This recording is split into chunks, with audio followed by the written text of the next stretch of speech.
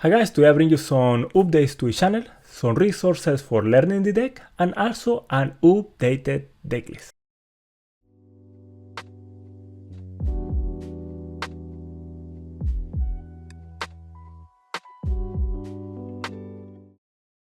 Alright, so to start with, I want to give you guys an update about the channel.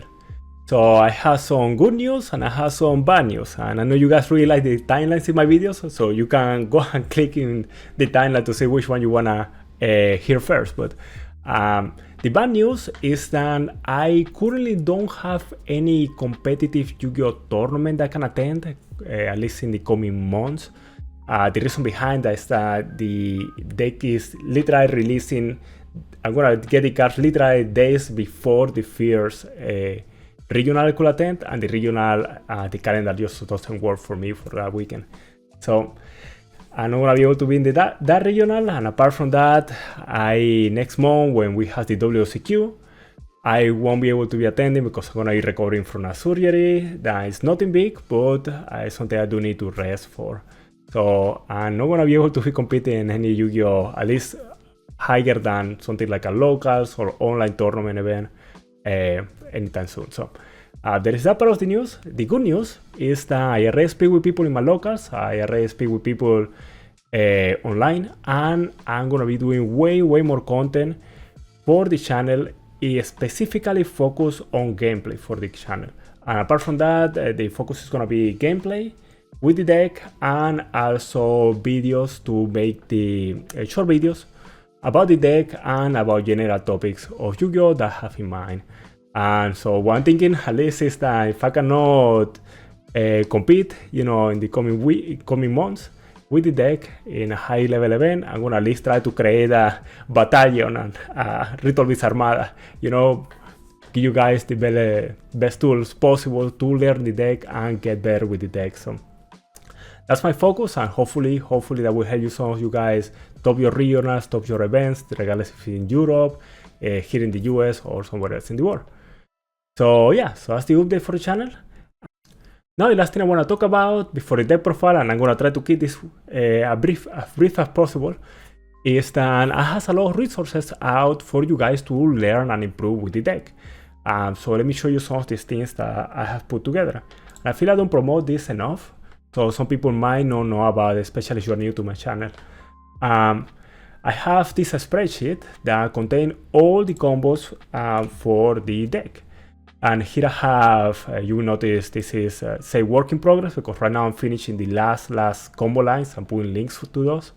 But you have here the Nemesis package combos, and here you will see all 25 1 and 2 card starters the deck have. So all these starters, it will give you here the endboard that you have, and it will have a link here, and the link will be a DB link in this case, or a link to somebody else that make a video about it. In this case, you see a Swisky video here. And apart from that, I will have, and I'm gonna try to have this for all of them by the time this video release, but I'm not sure if I'm gonna be able to. I have DB links here for all the combos the deck have. So here I have, if there is another combo line, this is normally involve Colossus, it will be right here. And if you go here to the right, you will find content that you have seen in all of my videos. You have the how we handle the barrier, how we handle droplet, all the stuff is in here. A whole row here of how we play through Nibiru, and it has all the lines that we utilize through Nibiru. And if you are not interested in playing the Nemesis package or the Nemesis version, we focus on Protos here, by the way, with these combos. You want to play the pure version, all these rows in here, all these here in the right, to the right of those Nemesis combos are the pure version combos, and for these ones I do have all the DB links and links to my previous video in here. And if you want to be even more experimental, here to the right I have, this is how the pure version player runs the Nibiru, so that content is in there. And I have more experimental combos by other content creators and things that we have talked about in the past. So all these combos are over here. So it's plenty of content just in this first sheet. For this spreadsheet, I also have the second one here, and this is going to be updated with some new calculations I'm going to talk about in the decklist. some calculations that we did around the hand ratios that we get, and also about inheritance and Pot of Prosperity. So this is going to be updated by the time this video release. And the last cheat here is that you want to keep up with my decklist, what I'm currently playing. I always will have it here in the tier page or the tier sheet of the spreadsheet. So yeah, this is one piece of content I have. Also, I'm gonna be streaming way more, as I mentioned earlier, and you can follow those streams. So when I'm going live on my Twitter account, that will be twitter.com or x.com, I should say, /8YGO channel. So here I also post whenever I has a decklist, a new decklist, and make a new change. I make a post with the decklist I'm currently playing. So that could be here, and I put updates about when I'm going to things I'm working on, like some videos and so on. No, and the last, the channel, and this channel, if this is your first video you watch from me, is basically currently dedicated to the deck, and you see it has a ton of videos, most of them over an hour, about the deck, all sorts of content, all sorts of resources. And one video I want to mention in particular is this last video that I make, where I go over how to play the Nemesis version of the deck, and I go over some combos, so how to play a Nibiru. I explain everything in detail. I'm gonna put link to all these three resources down below, and also link to other YouTube channels that you guys can follow. And by the time this video release, also if you speak Spanish, I will have around a 3-hour long tutorial on how to play the deck with the Protoss version of the deck, and that will help you, give you a lot of resources if you speak Spanish. If you don't, the content of that video is all in here. These 8 videos in here, I would say, contain basically all the content that we have for the that will be in that video. So you get your content in English instead. So with all this in mind, I want to thank you for watching, and also please, if you like this video, I would appreciate you like the video. And also, I'm currently at 748 when I'm recording this subscribers. It would be amazing if I can reach 1,000 before the end of the year. So I'm gonna try to shoot for that. And if you wanna subscribe, if you wanna follow my content, I'm gonna be releasing a lot more content on the channel about the deck, a lot of content in general about Yu-Gi-Oh! And at last, I mentioned I will be streaming more, and those streams will be at 8YGO channel, twitch.tv/8YGO channel. And you can see I have 91 followers right now. It would be really cool if we can get to 100. I'm trying to get a sponsorship right now. So if you can support me that way, I would really appreciate it. And with that information in mind, here's the decklist. Alright, so before we get started, I want to give a big shout out to Jason Fain for his top in Niagara Falls, and Ulises Aispuro for his top in Las Vegas. Both of them play the deck in different ways, and today, actually, we're going to be referencing some of the ways that the deck is being built in the TCG with the results that we have seen for regional events. And mainly, I'm going to show a deck list, but we're going to be focusing on the deck in 2 different aspects, and I will refer to that when we get there. So let's go ahead and get started with the main deck. Alright, let's get started with the deck profile. I'm not gonna go much into detail into why we are playing each specific cards. I'm gonna put in the description as a deck profile where I go very in depth into why we play certain cards. I give a full lengthy explanation of why we prefer certain cards over others. So I'm gonna put that in the description. Today it's gonna be more about 2 things. The golden ratios that have been more or less already established for the deck, and 2, the points of contention that we still have. So I will give you guys not so much a deck list that you can copy, but mostly a deck list you can see how you favor on your own gameplay. And there's gonna be some points of contention where I want to tell you we could play this, or we could play this, or we could do something different. And we're gonna cover those towards the end of the deck profile. So first, let's go through the cards, and I'm gonna give you a brief explanation of every single one of them. Starting with Ritual Beast Elder. And Elder is very self-explanatory. It's one half of our 2 card starters. It makes a really good combo, the best combos in the deck, or should I say the more resilient combos in the deck, with Cannahawk and with Rampengo. Just really important card in the deck. We definitely want to play a playset. He doesn't do anything by himself, but the ability to have it in hand and the deck consistency and ability with cards like Inheritance to be able to get to the Elder, to get to the Spiritual Beast monster that you need. Make it so Elder is worth it to be played at a full playset. Next, we're gonna have, and I'm going through the Tamers first. I'm showing you to the deck. The deck Ritual Beast is divided into 3 different parts. It's divided into the Tamers. You have monsters that are considered Spiritual Beasts. And you have monsters that are called Ulti monsters. Tamer and Spiritual Beast combine into an Ulti monster basically. And I give more details on how to play the deck in a tutorial that I'm gonna also put in the description. Well, that's basically the main focus of it. So let's keep going through our Tamers. We have here Lara, Sephirapilica, and Wen. Sephirapilica was a point contention before in the deck, but now has pretty much been established that she is needed partly as a piece of the combos and partly also as an extender when we're going seconds. And these 3 cards serve the role of, you can call it engine requirements, but they're mainly combo extenders or extenders in turn 3, you know. So often when we are playing turn 3, we're trying to OTK our opponent, we're trying to break a board, turn 2. These cards in hands are gonna help us extend past interruptions and get that damage on board.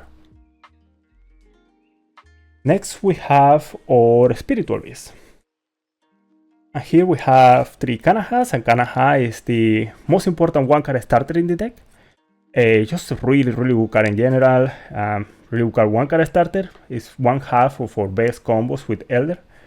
It's just a card that you need to have to be able to play the deck basically. Get the engine going. Make sure we have everything we need in place, and most of the combos will go through Cannahawk in one or other way to make sure we can go through the next step of the combo. Next we have a Spiritual Beast Rampengu, and here I'm playing 2 Rampengus and I'm playing White Shieldbearer. Now there's some options here, and I'm gonna explain Shieldbearer a little bit later. Just wanna give you what it does right now. Shieldbearer is a card that the important effect is that you can discard it from the hand. If you see this second line, you can banish it from the hand and add 1 Wind Beast monster from your deck to your hand. And we happen to have Rampengu as the Wind Beast monster. So it's, for all sense of purposes, it's just another copy of Rampengu. Okay. Next we have Apelio and we have Winda, and these 2 serve the purpose mainly as additional names. So this is gonna be our additional Spiritual Beast monsters, and Wind in particular is a key figure. Now that we're playing, and this is gonna be the Nemesis version of the deck. Now we're playing the Nemesis version of the deck. Winda is a key figure in that version because she's gonna be often the card that help us get into the Nemesis package. We're gonna explain more of that when we get there. But yeah, Apelio and Winda definitely cards are needed. And Apelio effects comes very handy when you are trying to TK with your opponent or in your opponent's turn to pull out in circulation. Next we have the most important card in the deck, and that will be 3 copies of Spiritual Beast Tamer Lara. And Lara is, the whole deck revolves around her in a way. It's the most important card in the deck. Very good card. Just everything that the deck needed in a single card. Just very important to have a place of Laras in the deck. Not much to say in there. One thing that I want to say about Lara though is that Lara is part of all. It can be a 2 card starter with any other single card in the deck. So any one of these plus Lara is a 2 card starter. And that's very important about Lara, but also she has protection effects, she has extensions, she has basically all that you could ask for a Ritual Beast card. So we definitely want to play a playset of her. And next, we'll jump around a little bit here. You want to play another playset of, so she will be, she and a Ritual Beast extender in hand, a Ritual Beast card in hand is an extender for the deck. Next we have the one true extender for the deck, and that will be Ulti-Apelio. And Ulti-Apelio is a card that you can hold on your hand like a pocket ace just to continue making your combo. Ulti-Apelio plus any of these cards is full combo too. So it's a very important card. The OCG has 2 copies, we have 3. We definitely want to play at 3 copies. Next, we have here the Nemesis package. And right now I'm gonna show Flag and Protoss. but I'm gonna move around the list a little bit. We're gonna revisit these two later on, okay?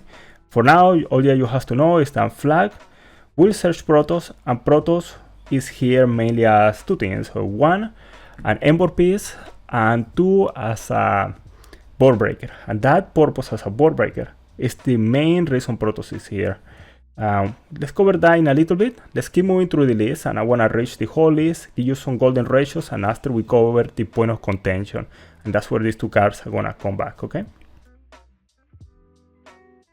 Next we have 3 inheritance. Inheritance definitely the card you want in the deck. It shows 3 really good effects, pile right in a single card. With the 4 additional kind of hidden effects where you send a monster to the graveyard, that also is useful. So inheritance increases consistency of the deck a lot, and actually this is another card we're gonna go back to and talk some more. First, let me give you the whole list, and after we're gonna jump back into this, we're gonna jump back into other cards and talk a little bit more about the whole list, okay? So 3 inheritance, 1 Steeds.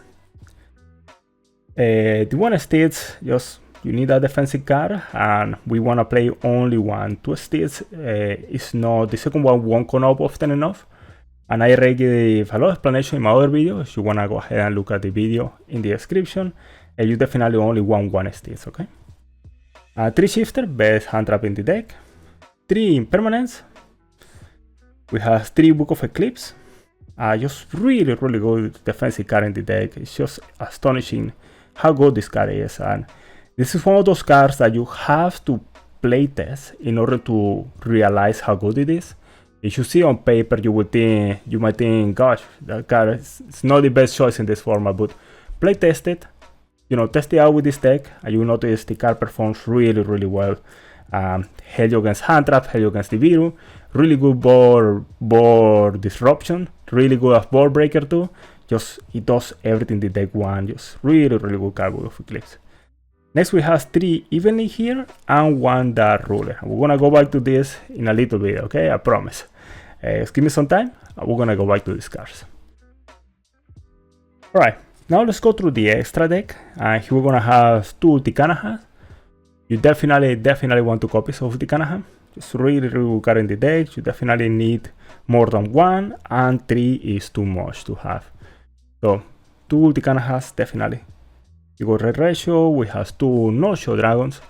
Noshi, you wanna have as many Noshis as turns that are important in the match. So Noshi, just really important card.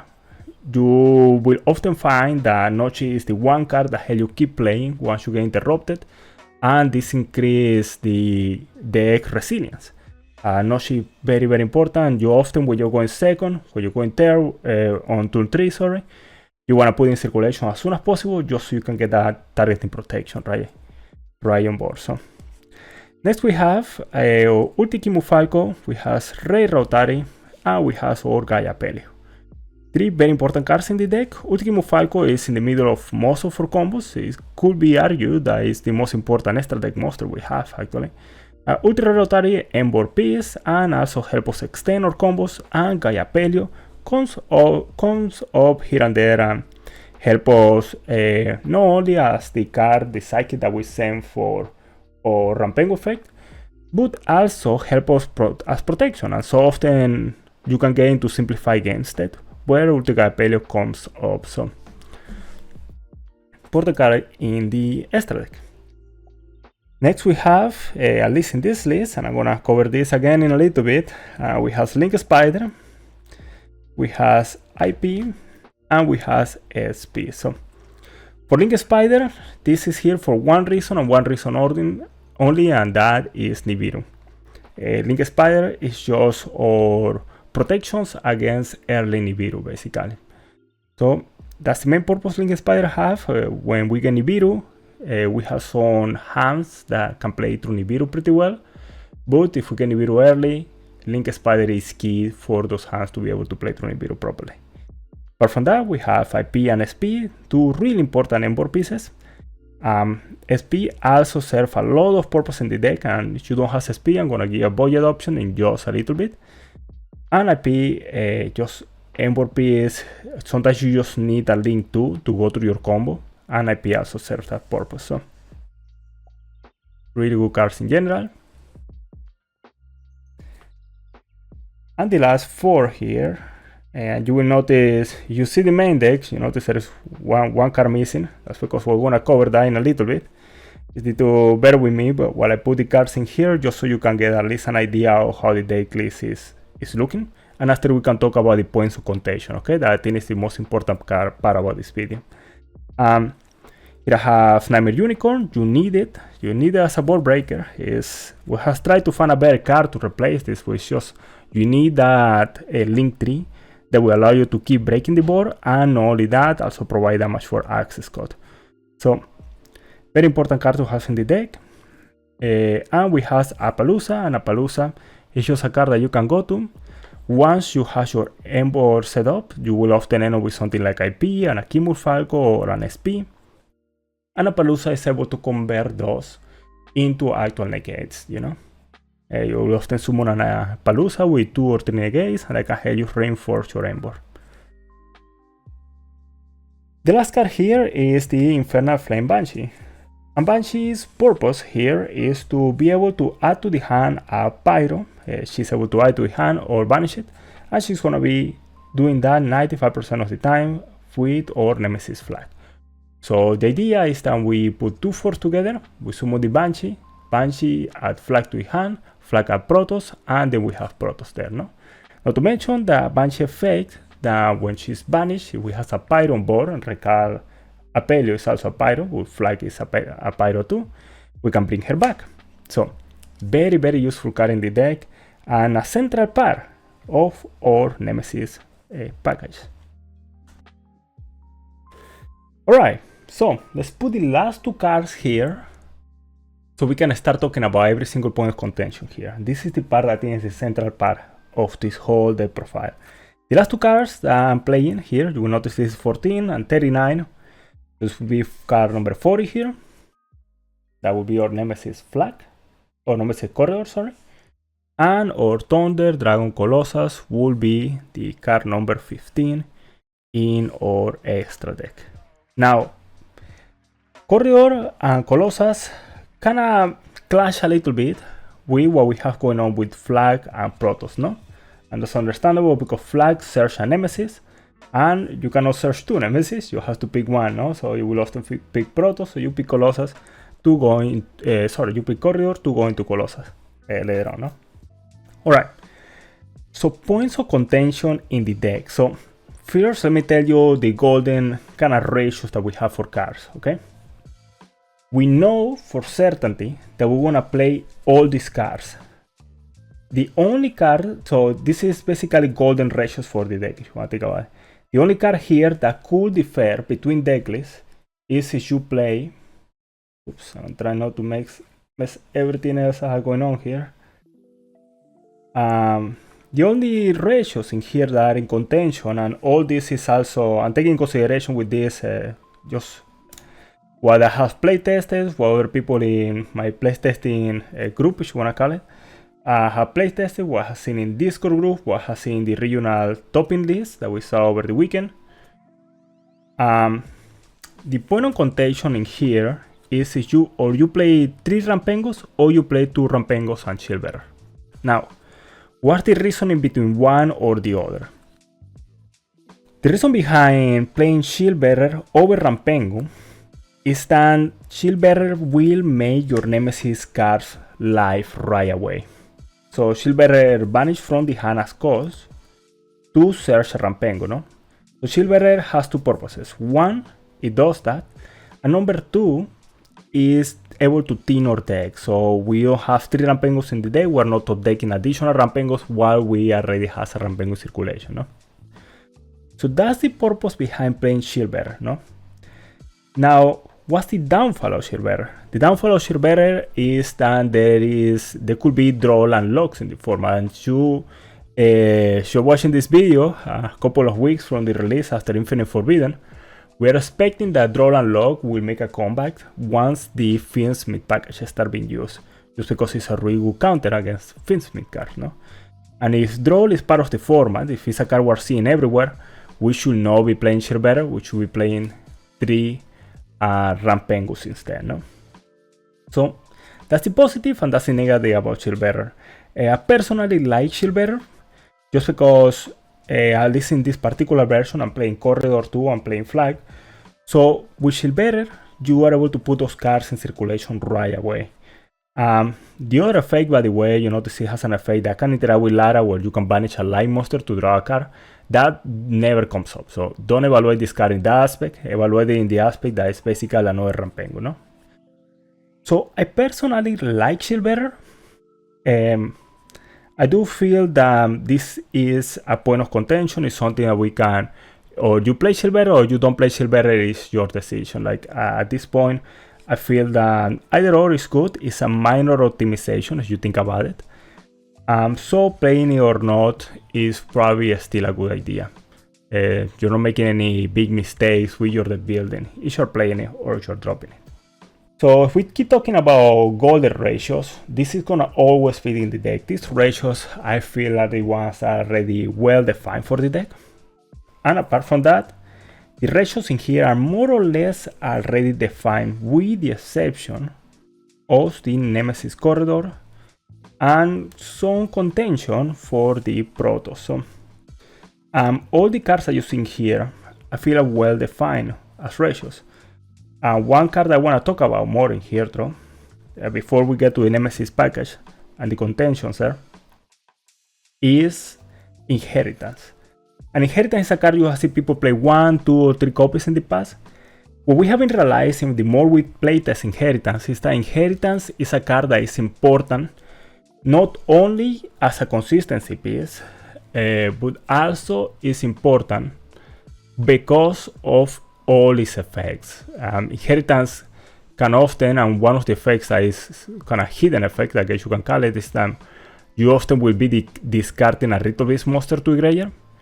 And when you discard a Ritual Beast monster to the graveyard, that often fixes your hand for your combo. So it's very, very important effect. You will often do what we call in, I think the first one to quote this was Chu, we're calling a flex search, in which you will search Inheritance and then use Inheritance to search the cards that you actually want from the deck, so you can get that Spiritual Beast monster in hand that you don't want in hand on the graveyard. So really, really important card on the deck. The other effects do come up, especially the effect that reduce the attack. It can be used to, you know, if an Apalooza has a certain amount of negates, that remove a negate from the Apalooza. And it can often make monsters weak enough that you can crash with a wind against them. And you can often OTK that way. So a very, very important card in the deck. I would say that this point is more or less established that we want to play a playset of this card. It's just very important to be able to have that card in circulation that is able to help you extend, and not only that, also help you to play through interruptions by putting the monster in the graveyard, you know. You go Inheritance first, and after summon a monster in the field, you already have the materials that you need for your Ulti Dragon, no? So I would definitely say that Inheritance is already well established, and I would say these cards in here are definitely the ratios that you want in the deck currently. I do not see myself changing any of these cards. Well, we already talked about Shieldbearer, but apart from that, everything seems to be well established on the aspect of the deck. So this is basically what we consider the core. This is the golden ratios for the deck on this aspect. I would definitely play a place of Ulti-Apelio, a place of Lara, one flag, Inheritance, and Steeds, no? Now, before tackling this, let's go ahead and go through one more card here. We have Shifters. We definitely want to play 3 Shifters. Funny enough, I think there's a small misconception where people think that Shifter actually help the deck, and it does so in a way because it makes your Rampengu solo combo better. But Shifter actually harm you a lot once you start playing the deck more and start doing way more play testing. You notice that Shifter is actually kind of harming. It doesn't, sorry, I shouldn't say a lot. It harms you a little bit because it removes some of your ability to play through interruptions, or through Handtraps, I should say. So yeah, Shifter, very interesting card in the deck. We definitely want to place it, no? Alright, point of contention number 1. do we play Colossus or do we play Ulti-Apelio? And here we're gonna be able to find the space in the main deck for Corridor and Petelfin. There's not gonna be issues with the main deck space. The issue is the space in the extra deck. The 14, in this case has Link Spider here, the 13 cards here are definitely staples in the deck. We're not gonna modify any of these cards. We're gonna play Banshee, Unicorn, Access Code are needed, Appaloosa is needed, IPSP is needed, Kimofalco, Ray, Ulti-Apelio, 2 Noshis and 2 Cannahawks. These are all needed. Now, what are these cards? Which of these cards we're gonna play? Well, taking this out of the equation for a second, the space, again, the space that we're contending for is the extra deck. Link Spider means that we're able to be very resilient through early Nibiru's, and that's very important. If you get Nibiru early and you don't have Link Spiders in the extra deck, you're gonna struggle. You're not gonna be able to play through a lot of interruptions. You're probably gonna lose that game. Unless obviously you have something like Book of Eclipse or some other ways to deal with the Nibiru, no? And with that, even with that Book of Eclipse, sometimes you can be in situations where a Book of Eclipse, a Nibiru, a well-placed Nibiru is able to play around your Book of Eclipse pretty well, no? So to keep in mind. Apart from that, what happens if we don't play one of these? So Link Spiders, obviously, we're gonna have a harder time dealing with Nibiru. Ulti-Apelio, you're gonna need it because you often will find situations where you are interrupted or where you are not able to play any further because you have some interruptions. And more importantly, with Ulti-Apelio and the Petelfin here, we have found that as you have played through interruptions, you are gonna struggle putting more Spiritual Beast monsters in circulation. The reason behind that is that you often add Tamers to the hand, and you banish or send to the graveyard with the effect of Red Rotary, with the effect of a Cannahawk, or even Apelio trying to banish something in grave, your Spiritual Beast monsters. So if those effects get negated, or sometimes when you're struggling between having enough Spiritual Beasts in the graveyard for a diffusion or something, you can run into issues where you don't have enough Spiritual Beast monsters to keep playing. Now that's the value of Ulti-Apelio. Ulti-Apelio is going to be summoned very, very rarely. So the main point to evaluate this card is the ability to play through interruptions. So that's basically what we're thinking with Ulti-Apelio. You gain more resilience through interruptions. Now what you gain with Colossus? With Colossus and Corridor in that aspect, you gain more extenders going second. You gain more the ability to set up better boards through the grind game and going first. And you gain more consistency in the deck because Corridor is a better extender or a better card to have in hand than something like Petelfin. So that's basically the trade-off. Or you have more resilience through Handtraps, or you have more extensions going second and better Embor. And it's a give and take at this moment. You will see some people, like you saw some of the list at top over the weekend, don't play Link Spiders, and just you pray you don't get Nibiru, and you play both alternative, no? Maybe not Petelfin at that point, but you basically go for that approach. So that's the point of contention number one here. Right now, where I'm at, I'm playing these cards. I'm not playing the Ulti-Apelio, the Petelfin, I'm playing the Link Spider, the Colossus, and I'm playing the Corridor. Is it the correct approach? Maybe, but I am missing here and there the Ulti-Apelio in the extra deck, I'll be honest.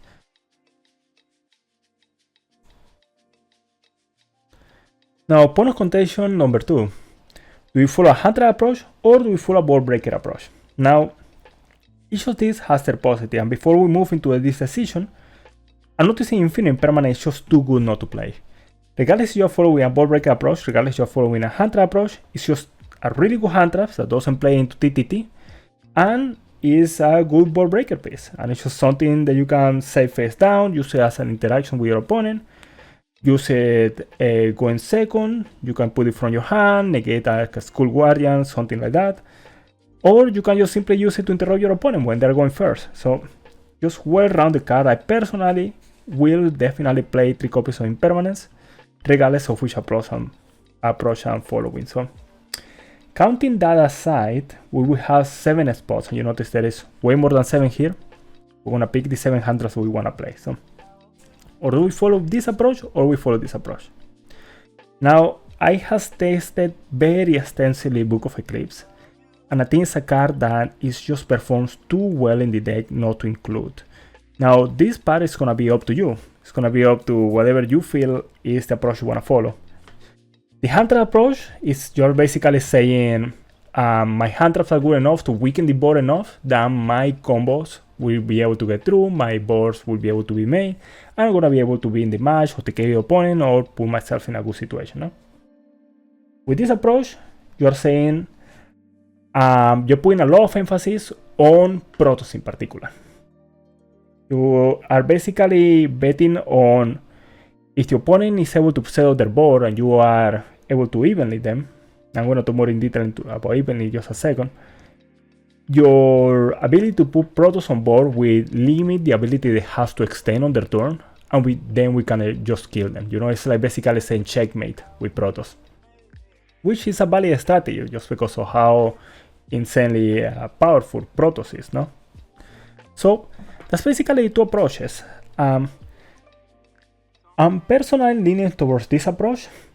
I think Book of Eclipse is a really good card in the deck. It's just the ability to be useful going first, the ability to be useful going second, the ability to just have this card as that interruption, you know, or even when you're trying to OTK your opponent, just put their monster face down before you start doing anything. It's just too powerful to not include, in my opinion. So Book of Eclipse, I feel it performs just too well to don't have it in the deck. Apart from that, I've been testing Evenly Match for the last, I would say, probably a week and a half by the time this comes out. And Evenly is a really good card in the deck. 3 reasons for that. Number one is that Evenly, like we mentioned before, when you activate Evenly, you are able to break the board or make the board very small. And we do have Protoss to protect against the follow-up. And because we have Protoss to protect against the follow-up, that means that Evenly gets more value because not going through the battle phase is not as big of a deal because we simply can go ahead and kill our opponent next turn since they're not going to be able to play on the Protoss. So Evenly, just really good card in general. I feel that with Protoss in the deck, this card gets a lot of values. The second one is that Evenly, obviously we have the plays that we can do with the Ritual Beast fusions and Kimu Falcon, where we can defuse them and activate Evenly after, because the fusions and Kimu Falcon, when you defuse, that is a quick effect that requires you to put the monster back into the extra deck. So then you can use Evenly to clear your opponent's board and the chain resolve backwards, and you end up with just 2 monsters on the field. Your opponent only has 1 card on the field. You're in a really good position, no? And the third aspect of Evenly, that is something that I have noticed happen quite often actually, and it's very interesting, is that this deck is very hard to kill. The reason behind that is that when you're playing the deck, your opponent has to play not only through your board, but also through the Lara protection in graveyard, through the monster that Lara summon, and if that monster that Lara summon is a Winda, through the Winda floating effect, and if the monster that Winda summon is a Rare Otari, through Rare Otari pop vanish effect. So there's a lot of layers there, and with that many layers, you often will find situations where your opponent will try to kill you, but they won't be able to finish the match, and you end up with the ability to use Evenly at the end of their battle phase, you know. So Evenly is performing really well so far, and I personally feel, my personal approach, my personal preference right now is that these 6 cards are performing too well not included in the deck. Now, if you prefer a hand trap approach, I know it's a little scary not to play, I mean, we're only playing 6 hand traps in the deck, 3 impermanents and 3 shifters if we follow this deck list. You can go ahead and use more hand traps each one. You can put the Ashin, you can put the Bailers, even when they can clash against your shifter. You can put Ghost Ogre, Nibiru, Ghost Mother, whatever works for you. No? Now, the last card in here is the Darule no more. I'm not convinced about this card. I've been testing it. What I hate about it is that it doesn't do anything going first, you know? Every other card that we have in the deck does something. This is just going second, and that's basically it. So when you the ruler, obviously the plan is exactly the same as the evenly. You the ruler your opponent, clear their board, Protoss lock them, and then you checkmate them basically for their next turn. So the ruler, really good card in the deck. Not sure if it will stay in or if it will be we will remove it from the deck. So the card number 4 in the deck, you will find out, regardless if you're following this approach or this approach, is sort of always in contention, you know? Like before I was playing 3 Ash, 3 of another Handtraps, and I was playing 1 Goes Over that has the 40 card. The 40 card is always in contention, so at least for now it's the ruler no more. We will see later on with another videos. No? Alright, point of contention number 3. Do we play Post Prosperity? Now, the main reason behind playing Post Prosperity, and actually I'm gonna see if I can show the graph in the screen here, but if I don't have time it will be in the description. Swiski made calculations. He created a C# program that runs 1,000,000 hands. And in those 1,000,000 hands, we got really accurate ratios of how consistent Inheritance made the deck and how consistent Prosperity made the deck. What we found out, and all credit goes to Swiski again on this, I'm gonna put link to his channel somewhere in the screen right now. Please go and subscribe to his channel. Inheritance increasing consistency more of the deck than Prosperity. And also Inheritance contain more effects, you know, like also reduce the monster's attack, which can be relevant with monsters like Apalooza. And also the ability to put monsters in defense could be relevant with something like Tenpai. And the ability to put a monster on the graveyard could be relevant if you draw something in your hand that you don't want in your hand, no? So do the what you call the flex search, no? So Inheritance, definitely we want to play a playset, I feel. Now, do we play Inheritance and Prosperity? That's the question. Now, Prosperity increase your consistency by around 5%. So it's gonna be going first, 1 out of 20 games, no? Is that enough to include Prosperity? Not sure. It doesn't really increase your consistency by enough to warrant including just on those bases. But Prosperity, especially if you're following a ball breaker approach, also make it better to play ball breakers, just because the trade-off with Prosperity is that obviously if you're going second, this could have been a hand trap in your hand, no? But on your turn, you activate Prosperity, you get to the evenly match, you get through that to the ruler no more, that can help you break the board, no? Or decide the cards that you put in, you know? You can also get to those. So Prosperity, as I always mention, you're gonna always 99.9% of the time, I have never Prosperity for 6, you always Prosperity for 3. Even when you don't have a starter, sometimes I prefer to Prosperity for 3, because the chances of getting a starter in the deck, if you don't have one in hand already, are very high if you Prosperity just for 3, you know? So the math is in your favor. So Prosperity right now, just as a conclusion, Prosperity is optional. You can play in the deck, you cannot play in the deck. And also another thing is that if you're gonna go over 40 with one card, I will go over 40 with Prosperity. Just because you're sort of fixing the ratios and fixing the going over 40 aspect of it by playing a card that allows you to see more resources in your deck. So Prosperity optional, decide you wanna play it or not. I'm personally not including in the deck right now, but I'm thinking very strongly about playing 2 or 3 copies and going over 40. Maybe playing 42, take out the ruler. I need to see if that's what I end up deciding with. Last I want to mention, there is going to be monsters that are just simply going to come up. And you have to do a trade-off of what you play in the extra deck. As you noticed earlier, when we were talking about it, the space in here is very, very tight. We don't have the space to afford playing that many other cards. So these monsters are monsters that you're gonna just flat out, you know, they're gonna come up. They're gonna be situations where you're gonna need them, or you're gonna have to be comfortable with not playing some of them. I'm showing them here just in case you wanna consider them and explore them. But personally, I feel the cards in here are more needed.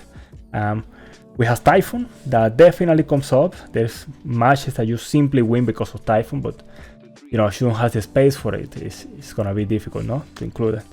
Anima is a card I have used in the past. Very useful. It helped me break a lot of boards.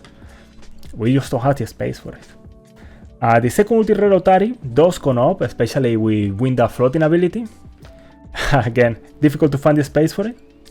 So these three cards in particular, you will find that you need what you won't have in the extra deck. If you want, you can explore them yourself.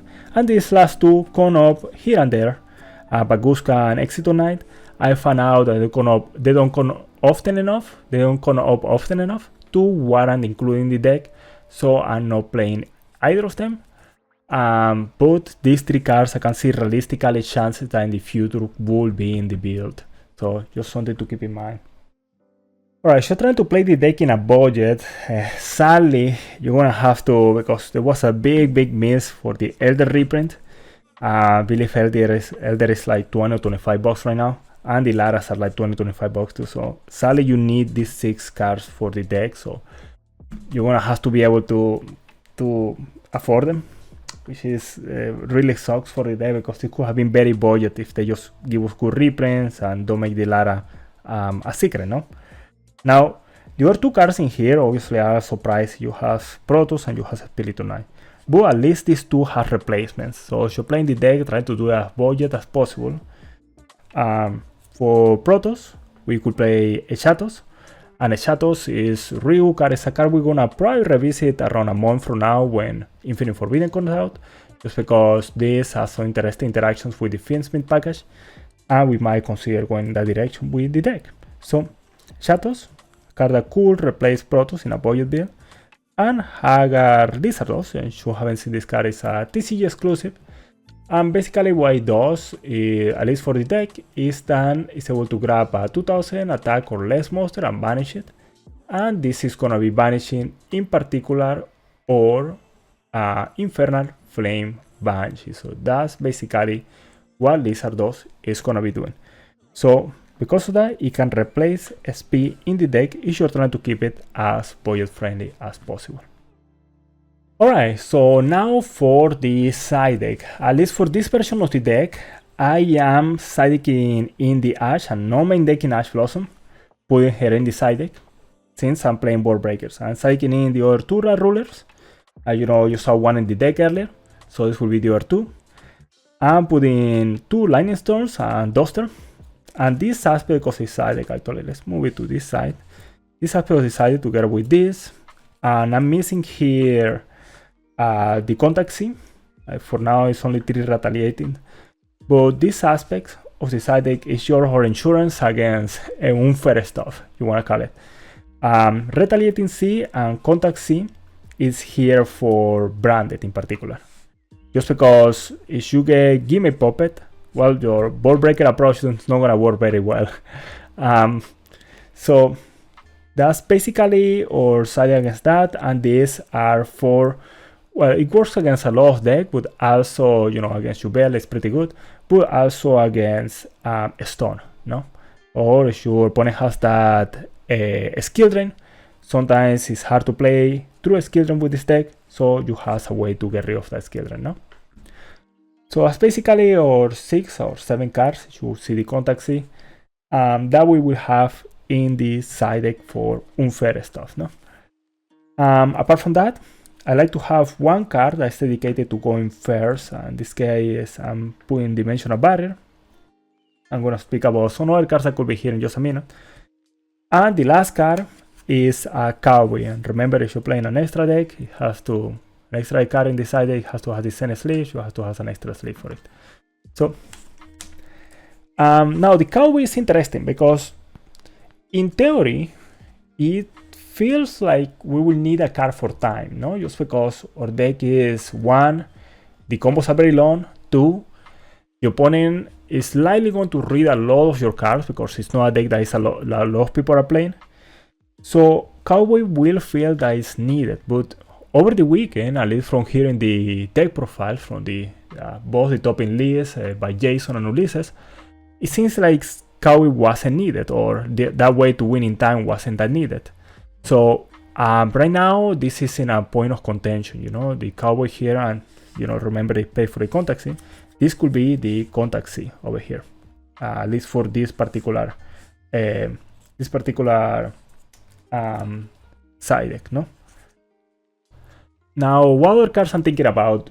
I'm just gonna show, obviously, a side deck you has a lot of flexibility and you can adapt for your format, for your locals, and all that stuff. The other cards I'm thinking very, very strongly about is Dimensional Fissure. And I feel the Fissure, I wouldn't personally like to play 6 cards for going first.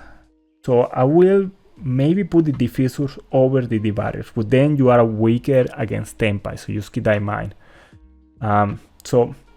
But the Diffusers could be the card that you put in against Snake Eyes and just basically win the match, no? So Diffusor, strongly considering putting it in. And the other one will be, instead of using the Retaliating C contact C approach, do something that is less focused on stopping the branded deck from playing and more focused on just having a wider range of coverage, and that will be the Bestials. And for the Bestials, we help you cover a lot of rogue matchups. If we help you cover branded, labyrinth, we help you against Jubel. So it has way more versatility than something like Retaliating C, but Retaliating C serves the purpose that you need that spot in the extra to serve better, no? If you're trying to counter branded, you have the Retaliating C that does just that, no? Once I get rid of the Retaliating C, the contact C comes out and they're still in trouble, no? So just some options to keep in mind for your side deck right now. Again, I wouldn't like to play more than 3 cards for going first, but if you want, you can also put the barriers and the diffusers together. They work quite nicely. So these are the 40 cards in the main deck, 15 extra, 15 side deck, and I feel this is at least the way to go for now with the deck. I want to thank you again for watching the video. If you like this type of content, you can go ahead and subscribe to my channel. I'm gonna keep doing content for the deck and content for Yu-Gi-Oh in general in the coming weeks and the coming months. And apart from that, there will be a live stream over this weekend. Thank you so much for watching. I will see you in the next one, if not in the live stream.